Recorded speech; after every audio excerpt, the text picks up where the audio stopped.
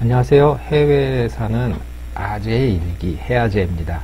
네, 오늘은 제가 그 OA 관련해서 또 이어서 말씀을 드릴 건데요. 네, 지난번 영상에 초보셀러를 위한 그 OA 방식에 대한 조언이라고 하는 제목으로 제가 영상 하나를 올려드렸는데, 예, 그거에 관련해서 좀 질문해 주신 분도 계시고 관심을 좀 가져주신 분도 계셔서 그때 영상에서도 말씀드렸지만 이제 추가로 영상을 제작하려고 합니다.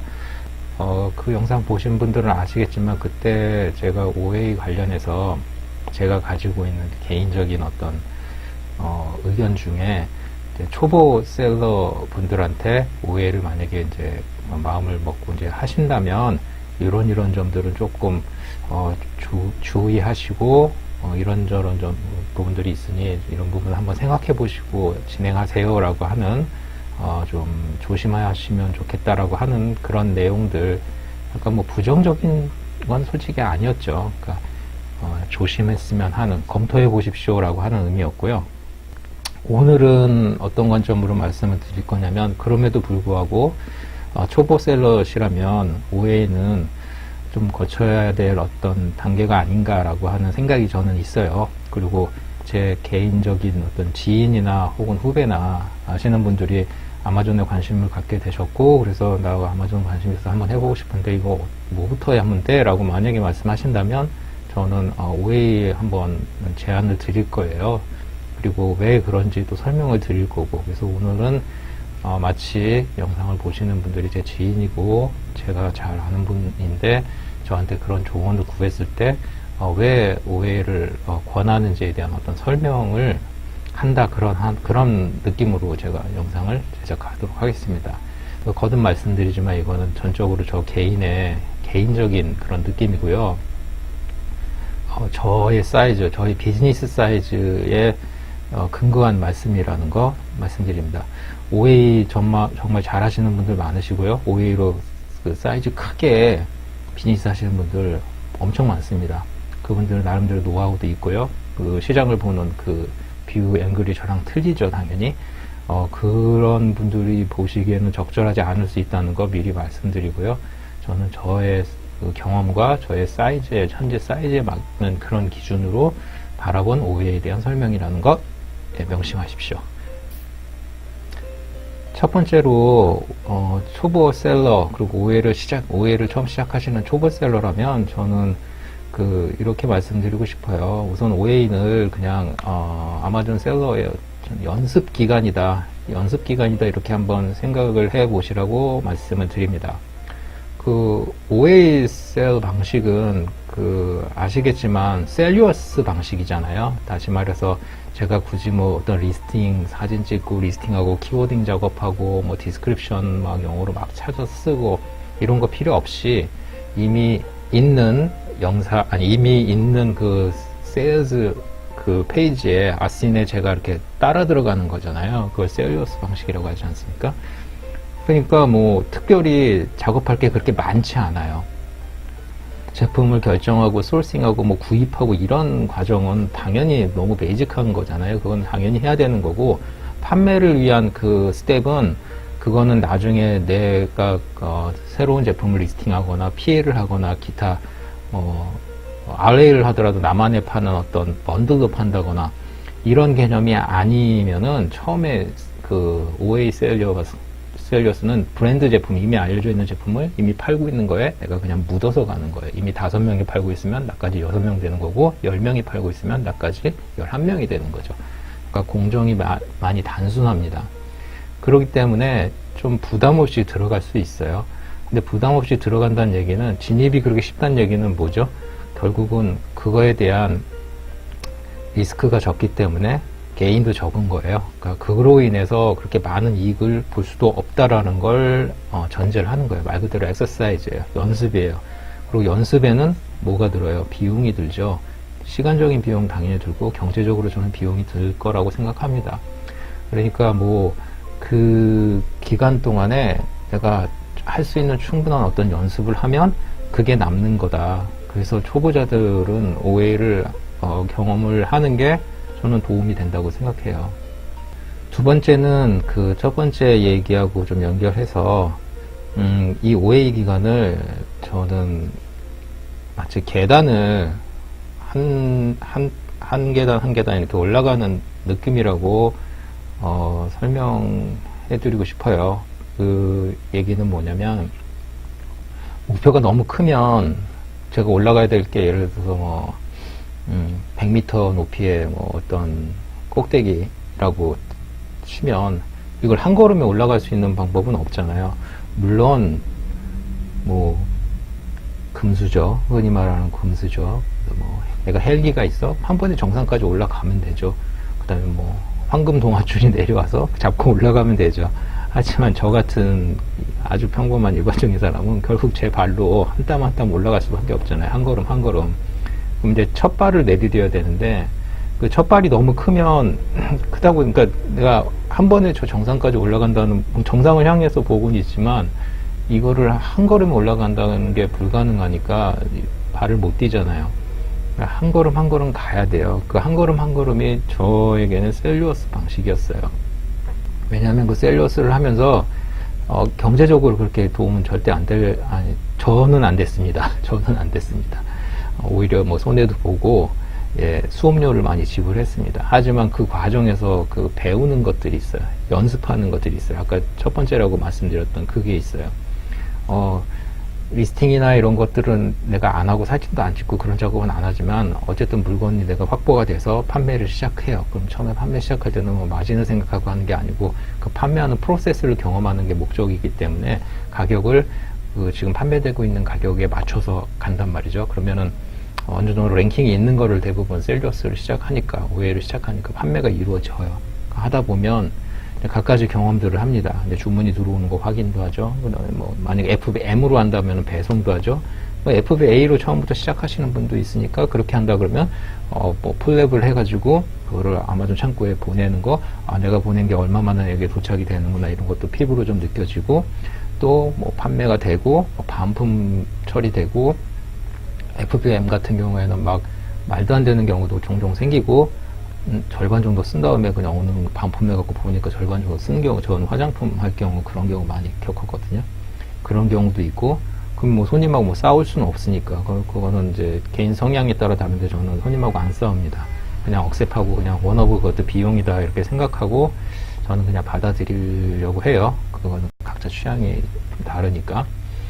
1년의 과정도, 그리고 판매가 되고 나면 한국 같으면, 저는 이제 미국에서 하고 있기 때문에 제 미국 내 어카운트로 이제 2주에 한 번씩 결제가 돼서 들어오지만, 한국에 계신 분 같은 경우에는 그게 또 뭐 파이오니아나 아니면 기타 그 글로벌 서비스 해주는 그런 뱅킹 서비스 해주는 데가 있잖아요. 거기서 와서 결국 한국에 계시는 본인의 진짜 통장 그쪽으로 돈이 들어왔을 때 한화로 원으로 얼마가 들어왔다 계산이 되면 경비가 계산이 어느 정도 되잖아요.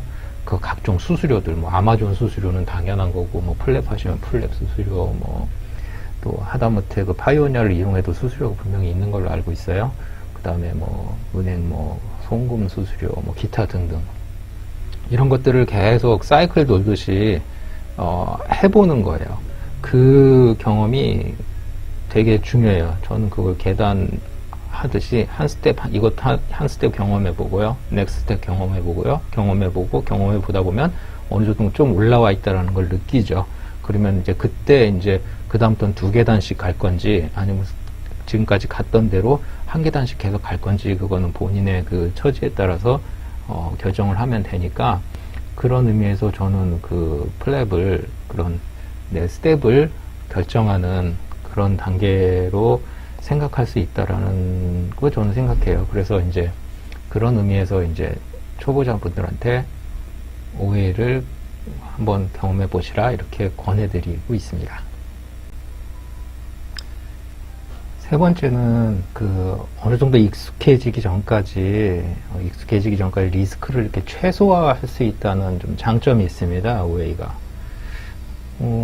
OA는 거듭 말씀드리지만 그 브랜드 제품을 하게 되잖아요. 뭐 아주 유명 브랜드든 중간 브랜드든 어쨌든 어느 정도 시장이 있고 판매가 이루어지는 것들을 가지고 OA라는 걸 하게 되시잖아요.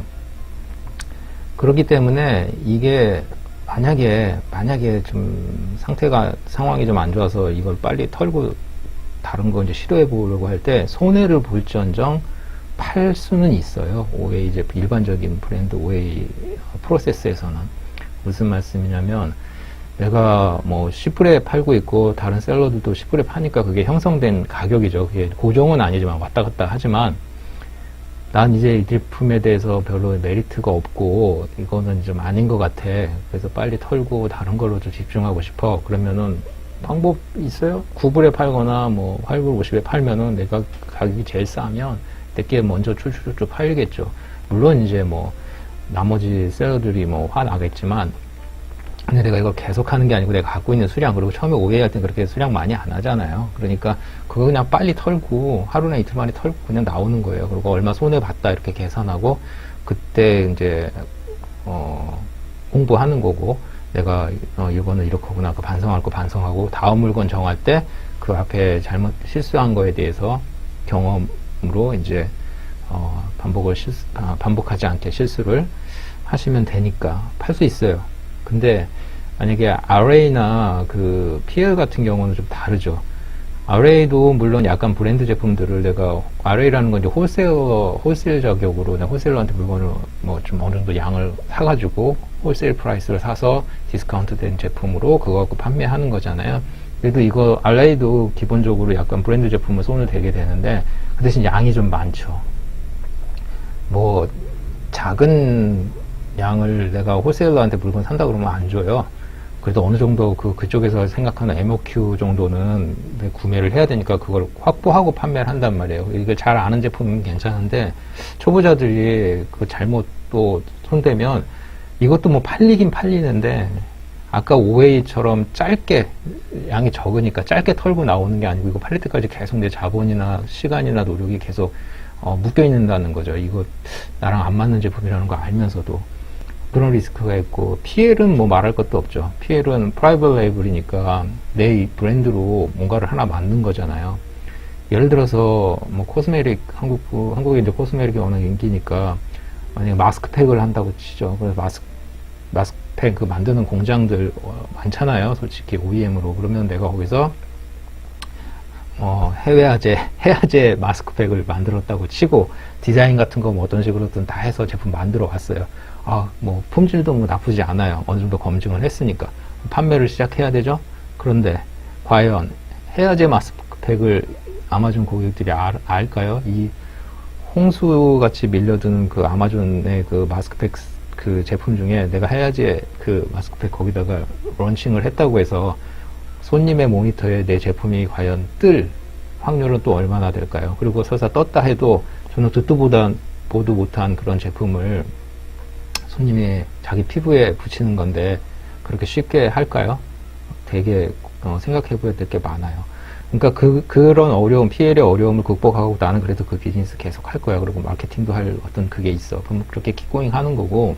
근데 이제 안 됐을 경우, 이거 아니구나. 모든 사람이 성공 못 한다고 제가 말씀드렸잖아요. 한 88대2, 20%만 성공해도 엄청 잘하는 거고, 보통 한 10%, 10번에서 1번?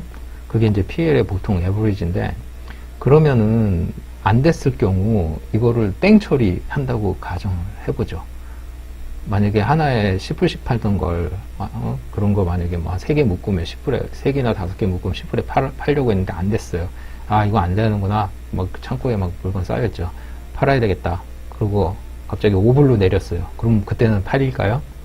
안 팔려요. PL은 어차피 브랜드 인지도가 없기 때문에 이게 가격이 높고 낮음의 문제가 아니고, 사람들 머릿속에 이 제품을 내가 1불이든 얼마든 이걸 써야 되겠다는 생각하기가 쉽지가 않아요. 그렇기 때문에 그거는 고스란히 창고에 남고 고스란히 제 비용이 그냥 꾹 묶여 있는 겁니다. 상당히 리스크가 크죠.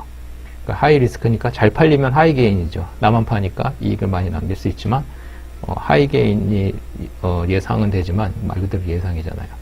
그래서 그 전까지 많은 연습을 좀 해야 돼요. 그게 저는 OA라고 생각을 해요. 그래서 OA 하다가 RA 하다가 PL 하다가, 뭐 저는 제가 알고 있는 스텝은 그래요. 제가 경험해본 스텝도 그렇고, 그게 제 수준에 맞는 어떤 플랜이에요. 그래서 저는 만약에 가까운 지인이, 후배가 상담을 해온다면 제일 먼저 그 그 부분을 말씀드릴 것 같아요. 네 번째는 그 온라인 비즈니스에 대한 나의 적성 검사 기간이라고 한번 생각을 해보는 게 어떨까 생각합니다. 온라인 비즈니스도 원 오브 비즈니스잖아요. 그리고 엄청 그 큰 시장이기도 하고. 근데 이게 본인의 적성하고 맞아야 돼요. 어느 분야나 다 마찬가지 아니겠어요? 이것도 하나의 직업인데 나랑 적성이 맞는지 그냥 돈이 되니까 한다? 쉽지 않아요. 오랫동안 할 수가 없어요. 많이 지칩니다. 특히나 온라인은 보이지 않는 손님과 나와의 관계이기 때문에 별별 손님 많아요. 흔히 말하는 진상이라고 하는 손님도 있어요. 그렇다고 오프라인처럼 서로 멱살 잡고 싸우는 그런 느낌은 물론 아니죠. 보이지 않는 데서 서로 글로, 그리고 아마존이라고 하는 플랫폼 같은 경우에는 나한테 직접 뭐라 그런 게 아니고 아마존에다가 컴플레인 해버리면 아마존은 무조건 손님 편입니다. 무조건. 그래서 아마존이 살아남는 거고, 그래서 아마존에 그렇게 회원이 많는 거예요. 리턴 폴리시, 기타 모든 규정이 철저하게 손님을 위해서 되어 있어요. 그러다 보니까 셀러인 저 입장에서는 억울한 경우가 종종 생깁니다.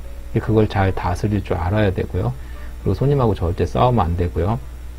그리고 약간 부당하다고 생각을 해도 다 억셉을 하고 리턴, 반품 거의 다 저는 받아주는 편입니다.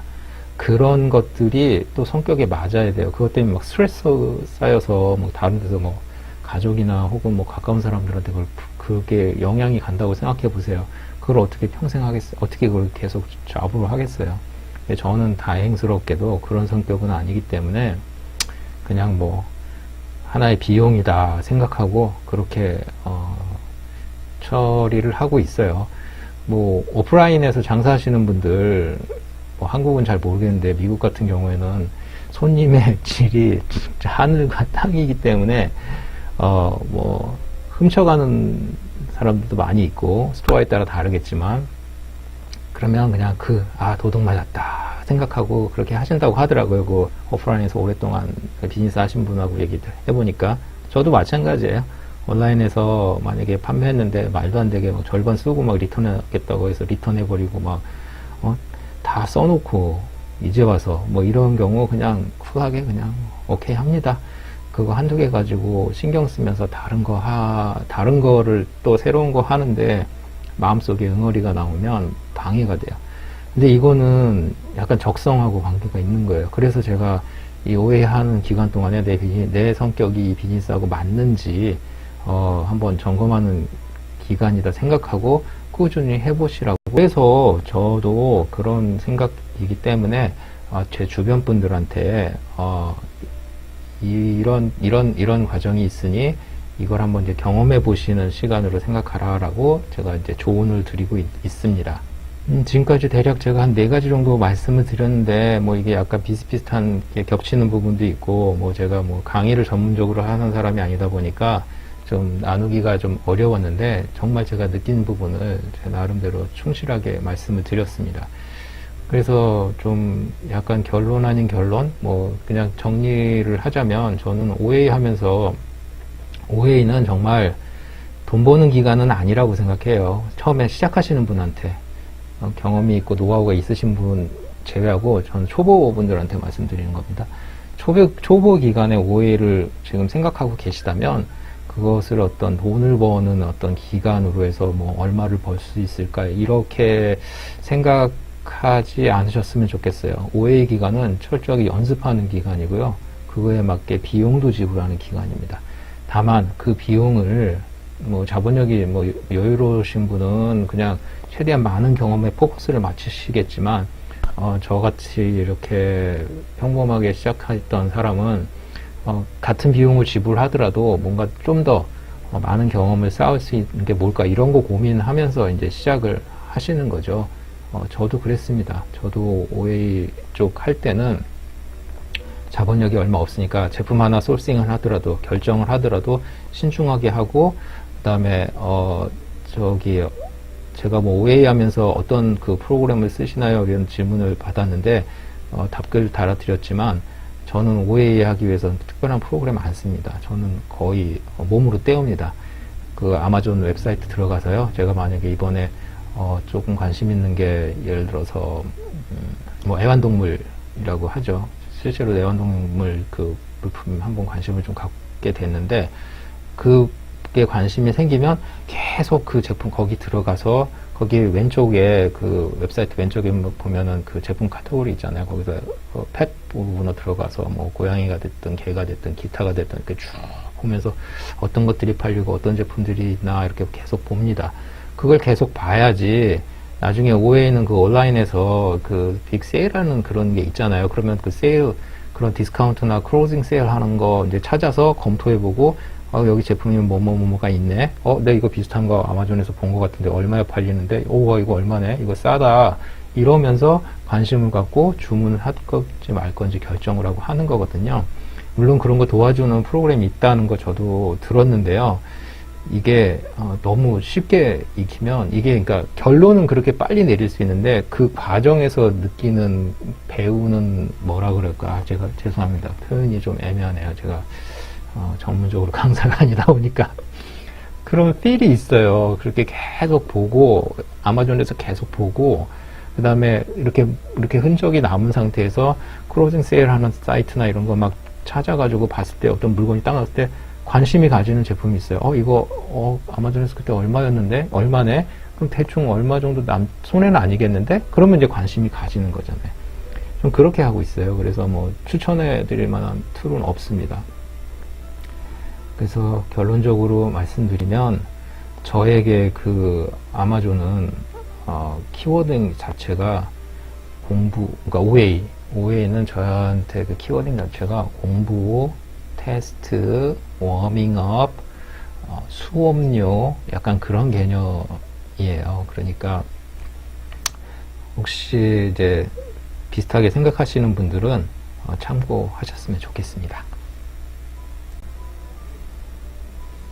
자, 지금까지 제가 생각하는 OA에 대해서 좀 말씀을 드렸는데 어떻게 도움이 되셨는지 모르겠습니다. 많이 좀 실패도 해보고 그냥 뭐 실패는 너무 크다. 실수도 해보고 고민도 해보고 그리고 질문도 해보고 왜냐면 이거를 발을 안 담그고 이게 질문이 이렇게 가끔 이렇게 들어오잖아요. 그러니까 질문을 하는 입장과 질문을 받는 입장이 있어요. 질문을 하는 입장은 당연히 궁금하니까 하는데 질문을 받는 입장은 이게 질문이 구체적이면 구체적인 답을 해드릴 수가 있는데 질문이 너무 막연하면 참 좋은 답을 하기도 막연해요. 아마존 하면 잘 될 것 같나요? 뭐 아마존 아직도 전망 있나요? 만약 이렇게 질문하면 뭐라고 답해야 될지 답하는 사람도 되게 난감하잖아요. 하지만 본인이 뭔가 발을 담그고 있으면서 손님이 이렇게 아주 내가 생각했을 땐 부당한 요구를 하는데 이런 경우도 뭐 오케이를 해야 되나요? 아니면 손님이 나한테 네거티브를 날렸는데 네거티브 그 기록을 남겼는데 억울해요. 이거 이럴 때는 어떻게 해야 되나요? 만약 이런 질문이라 그러면 서로 제 경험도 쉐어하고 할 수 있는데 막연하게 아직 바로 안 담근 상태에서 그 하는 질문은 답하기도 그렇게 녹록하지 않습니다. 그래서 이 기간은 많이 연습하고 깨지고 또 반성하고 다시 또 일어나서 다시 또 뭐 새로운 거 찾고 이런 기간, 그래서 내 기초 체력을 좀 키우는 기간이다 생각하시고 거듭 말씀드리지만 뭔가 내가 처음에 찍었던 어떤 소싱했던 제품이 한 두세 번 연속으로 잘 안 되고 손해를 보더라도 그거는 결코 금전적으로는 손해일 수 있을지 모르지만 만약에 이 비즈니스를 계속 하실 생각이 있으시다면 그게 바로 걸음이라는 거. 걸음은 향기도 좋지도 않고 깨끗하지도 않죠. 하지만 길게 봤을 때는 제가 성장하는데 많은 도움을 주게 될 테니까 걸음이라고 생각하시고 지치지 마시고 뚜벅뚜벅 한 걸음 한 걸음 계단을 올라가다 보면 어느샌가 어느 정도 높이 올라가 있는 자신을 발견하실 수 있을 거라고 좀 믿습니다. 저도 그런 마음으로 하고 있습니다. 서로 응원하고 지치지 않게 서로 화이팅 하죠. 화이팅! 감사합니다.